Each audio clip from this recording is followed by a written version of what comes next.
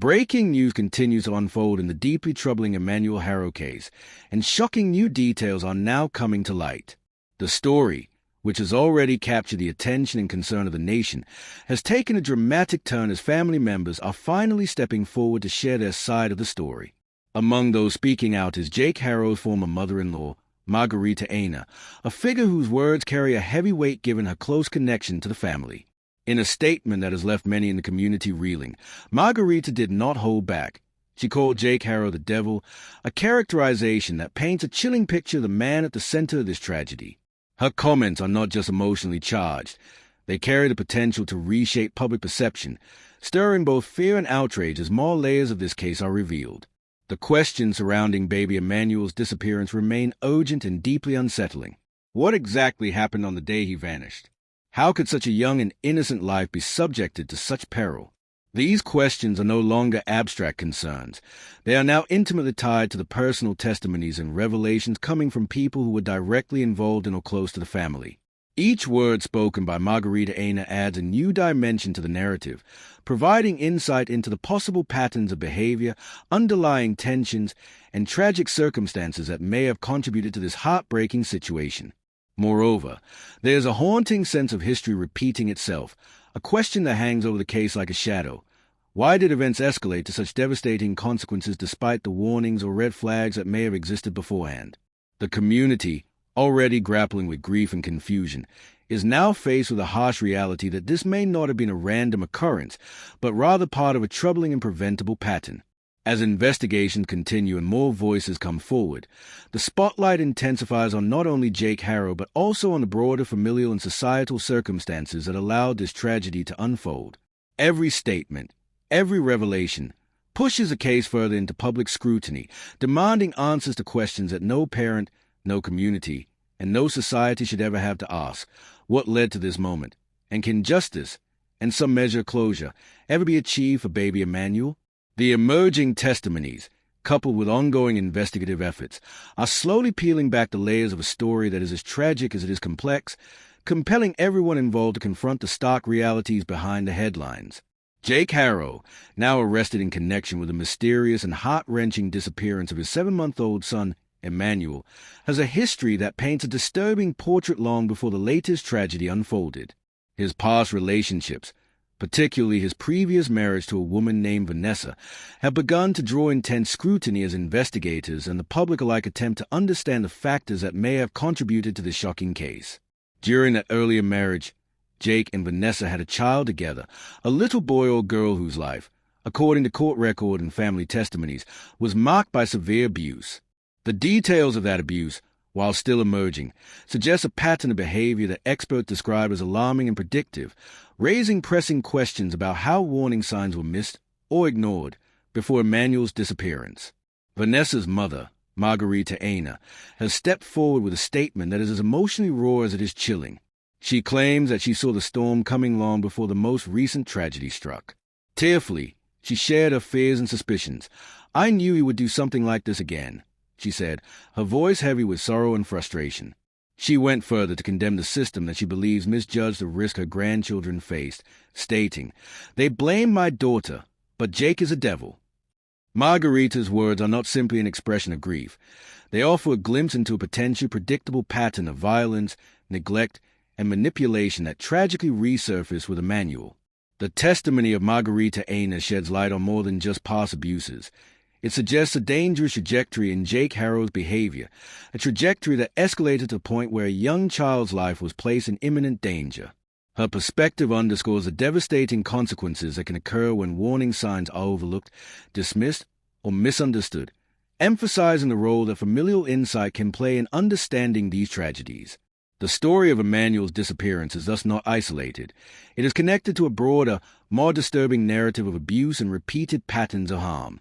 Her words reveal that Emmanuel's disappearance and the presumed death that has haunted the family and community may not have been an unforeseeable accident, but rather the tragic culmination of a history of abuse that cries out for accountability, justice, and urgent reflection on the failures that allowed it to continue. As the investigation continues, Margarita's testimony stands as a stark reminder of the human cost behind the headlines, a cost measured not only in the loss of Emmanuel but also in the shattered lives of those who loved him and tried, desperately, to prevent history from repeating itself. Margarita revealed harrowing details about the suffering endured by the child she calls her granddaughter, details that expose the depth of the trauma Jake Haro allegedly left behind. That little girl, now 7 years old, will never know a normal life. Instead, she is permanently bedridden, her days defined by medical machines, constant care, and the lingering shadow of violence. According to Riverside District Attorney Michael Hestrin, the devastating reality is that the child lives with cerebral palsy, an irreversible condition that doctors say was caused by prolonged abuse. For Margarita, this is not just medical diagnosis but a daily reminder of how cruelty shattered her granddaughter's chance at a future. Through tears, Margarita voiced the pain and injustice she has carried for years. "She got away with what he did to my granddaughter," she cried, referring to the way the system placed blame on her daughter Vanessa while allowing Jake's darker actions to fade into the background. Vanessa, under pressure and facing accusations, eventually entered a guilty plea. Yet, according to Margarita, her daughter was not the monster the public was led to believe. "My daughter was abused by Jake and would never harm her child. She wasn't in her right state of mind." Those words highlight a chilling dynamic, one of manipulation, intimidation, and violence that may have silenced Vanessa and forced her into a corner, while Jake continued to operate with a frightening degree of control. Court records and documents provide even more disturbing insight into Jake's behavior during that period. Allegedly, he admitted to dropping the baby in a sink, a moment of brutality that fractured fragile bones. He is also accused of violently shaking the child, actions that doctors say likely caused irreparable brain damage. Alongside the physical abuse came psychological torment, threats aimed at Vanessa, warning her to keep quiet, to never speak out against him. These threats ensured her silence while the abuse escalated, trapping both mother and child in a cycle of violence and fear. Taken together, these details reveal a man with a deeply troubling pattern of behavior, one that did not end with Vanessa and her daughter, but one that tragically resurfaced years later in Emmanuel's case. For Margarita, the heartbreak is unbearable. 2 children, 2 generations, harmed under eerily similar circumstances. For the community and investigators, these revelations demand an answer to the question that grows louder with each disclosure: how many warnings were ignored before tragedy struck again? Margarita's voice trembles as she recalls the countless sleepless nights she endured, nights filled with worry, fear, and desperate phone calls from her daughter. One moment in particular still haunts her, a call that came at 5 o'clock in the morning. "I got a call at 5 a.m. My daughter said, 'Mom, the baby doesn't want to feed.' She was breastfeeding. Jake didn't want me to bring the baby." The memory of that conversation cuts deep, not just because of the fear in her daughter's voice, but because of the control Jake continued to exert over every decision, even in moments of crisis. Margarita remembers pleading to help, but Jake's resistance, his insistence on isolating Vanessa, created a barrier that left both mother and child trapped in a cycle of silence and suffering. When the baby was finally hospitalized, doctors documented multiple injuries no infant should ever have to endure. Broken bones, unexplained bruises, and signs of severe trauma were clear indicators that something was deeply wrong. Yet, instead of finding justice or immediate protection, Vanessa's concerns were dismissed, overshadowed by Jake's manipulations. He knew how to twist narratives, how to place blame, and how to maintain his control even when evidence suggested otherwise. For Margarita, the frustration was unbearable. The very system that should have stepped in to protect her granddaughter instead seemed to enable Jake's ability to keep the abuse hidden in plain sight. The pain of those stolen years lingers with Margarita. She describes a heartbreak of watching her family unravel, of seeing her granddaughter's life permanently altered while her own daughter was painted as a culprit. But perhaps the deepest wound is a severed bond between a grandmother and her grandchildren. Margarita speaks of a desperate attempt to bring them home, to provide the safety and love they deserved. She fought fiercely to regain custody, even going so far as to buy a larger home in the hope of creating a stable environment where they could heal. Every room she prepared was filled with hope, every plan made with love. But despite her efforts, the children remain out of reach. Now, As she reflects on years of court battles, unanswered pleas, and the empty spaces where her grandchildren should be, Margarita's grief is matched only by her determination to keep speaking out. To her, the fight for justice is no longer just about custody.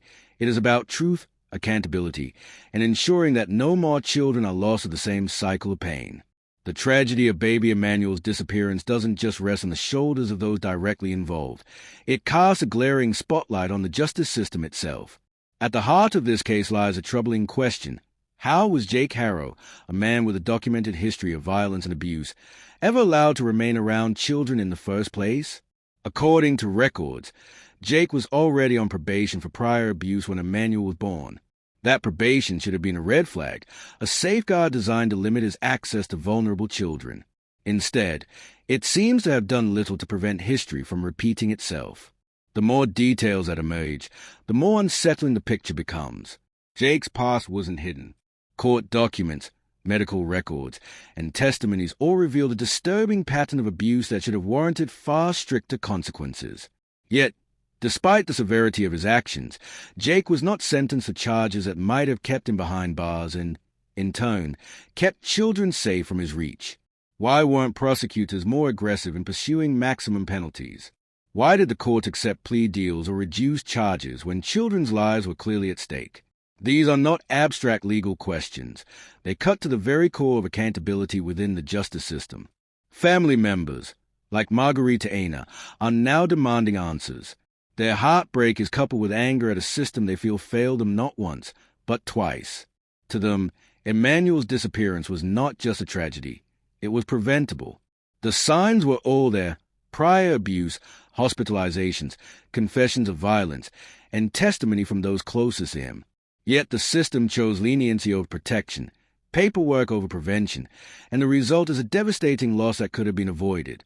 The public, too, has been left unsettled. As they listen to family members speak out, a chorus of difficult questions grows louder. Could Emmanuel's disappearance have been prevented if the justice system had acted with more urgency? How many warning signs were overlooked, dismissed, or brushed aside as not enough to warrant stronger action? And perhaps most haunting of all, if Jake had been held fully accountable for his past, would Emmanuel still be alive today?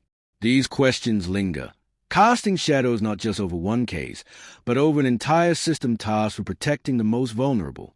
For many, the answers cannot come soon enough.